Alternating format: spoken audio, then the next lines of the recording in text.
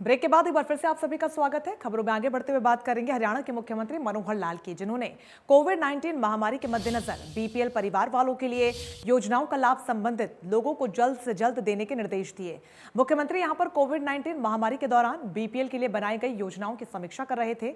मुख्यमंत्री ने कहा कि जिनके लिए योजनाएं बनाई गई हैं उन्हें जल्द से जल्द उसका लाभ भी मिलना चाहिए। उन्होंने अधिकारियों से कोविड मरीजों के बारे में विस्तृत जानकारी ली। हरियाणा सरकार 1 मार्च से आपको बता दें कि कोविड के कारण मरने पर संबंधित बीपीएल मरीज के परिजनों को 2 लाख रुपए की राशि प्रदान कर रही है। इसके अलावा होम आइसोलेशन में रह रहे बीपीएल मरीजों को 5-5 हजार रुपए की एकमुश्त सहायता भी सरकार की तरफ से दी जा रही है। मुख्यमंत्री ने अधिकारियों से इस संबंध में विस्तृत जानकारी ली कि अब तक कितने लोगों को इसका लाभ मिल चुका है। उन्होंने योजना के अंतर्गत आने वाले लोगों को जल्द से जल्द निर्धारित लाभ जारी करने के निर्देश भी दिए।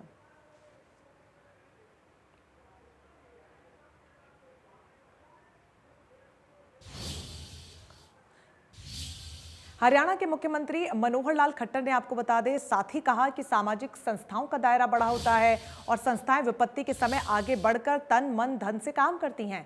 उन्होंने कहा कि वैश्विक महामारी के दौरान सामाजिक संस्थाओं का काम बहुत ही प्रेरणादायक रहा है। मुख्यमंत्री करनाल की 30 से अधिक स्वयंसेवी संस्थाओं, सामाजिक संगठनों, आईएमए व्यापार मंडलों से जुड़े हुए प्रतिनिधियों से वर्चुअली बातचीत कर रहे थे। मुख्यमंत्री मनोहर लाल ने कल्पना चावला मेडिकल कॉलेज में गंभीर कोविड मरीजों के इलाज के लिए ऑक्सीजन के लिए इक्मो 10 एमटी और अतिरिक्त मेडिकल ऑक्सीजन भंडारण टैंक के साथ ही शहर में सफाई के लिए जेटिंग कम सक्शन मशीन का भी लोकार्पण किया। मुख्यमंत्री ने कहा कि करनाल के लोगों से वर्चुअल बात करनी पड़ेगी, ऐसा उन्होंने कभी नहीं सोचा था।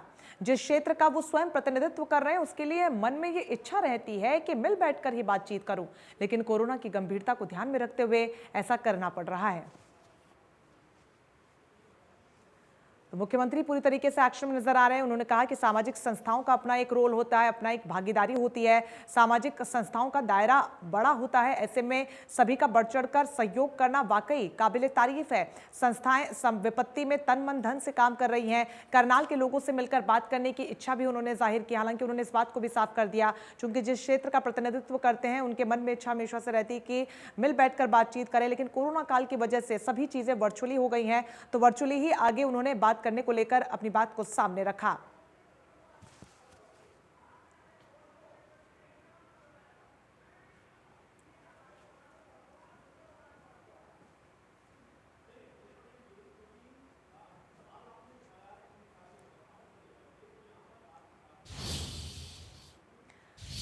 हरियाणा राज्य कृषि विपणन बोर्ड द्वारा की जाने वाली दुकानों और भूखंडों की नीलामी अब हरियाणा राज्य औद्योगिक एवं अवसंरचना विकास निगम लिमिटेड और हरियाणा शहरी विकास प्राधिकरण द्वारा अपनाई गई प्रक्रिया की तर्ज पर की जाएगी।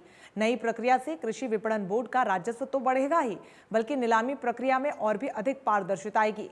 मुख्यमंत्री मनोहर लाल की अध्यक्षता में हरियाणा राज्य कृषि विपणन बोर्ड की समीक्षा बैठक में इस फैसले को लिया गया। बैठक में कृषि मंत्री जेपी दलाल भी मौजूद थे। हरियाणा के मुख्यमंत्री मनोहर लाल ने संबंधित अधिकारियों को विपणन नीति तैयार करने के निर्देश दिए, ताकि राज्य में बनने वाली नई मंडियों में दुकानों का आवंटन निष्पक्ष और पारदर्शी तरीके से किया जा सके। उन्होंने साथ ही कहा कि दुकान मालिकों और अन्य लोगों के लिए विशेष रूप से विवादों का समाधान की तर्ज पर एक नया कार्यक्रम चलाया जाए, ताकि वर्षों से लंबित शिकायतों का प्राथमिकता से निदान किया जा सके।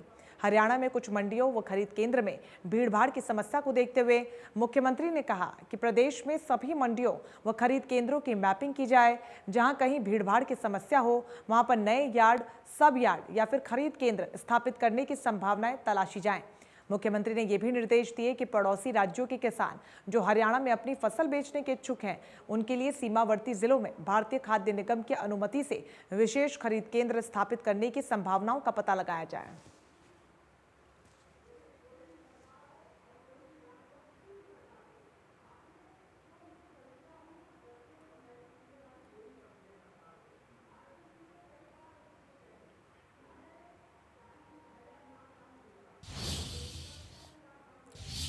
इसी के साथ हरियाणा विशेष में फिलहाल के लिए बस इतना ही, लेकिन लगातार बड़ी खबरों के लिए आप बने रहिए हमारे साथ। नमस्कार।